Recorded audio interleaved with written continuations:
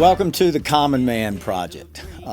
We are a songwriting and producing group in Catonsville, Maryland. Richard came to us, wanted to talk about some pretty refreshing material, lyrically speaking. That's looking at the human thread, really trying to get Americans engaged in their own communities and life a little bit more, and also looking to share the song building process. Let's find some joy through our own pain. About the simple wonder visiting. It's a breath of fresh air. Yeah.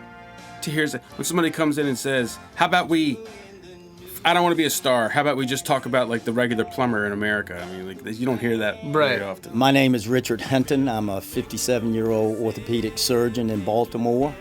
I've been very fortunate in life. I got a lot of great friends, great family, great profession.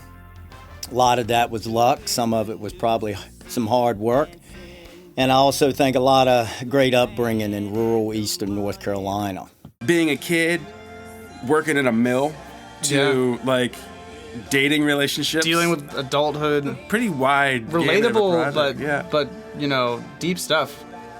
Yeah, it is. It's exciting to work on. We're happy to be doing it. I grew up in a little town, Gatesville, of about 300 people. That was the biggest town in the whole county I grew up in. So growing up there were essentially poor folks, poor white people, poor black people, but people that shared a lot of the same common values about self-worth, about working hard. If you worked hard, you do well, about a sense of celebrating your community, and that people were just really engaged in what they were doing. There was not a lot of watching going on. People were mostly doing. A lot of people down there were making their lives with their hands. He did come in here with a very cool attitude and a different way to sing it, so we were happy to kind of be the first to hear this stuff and help him kind of get out of his skin and get this out to the world.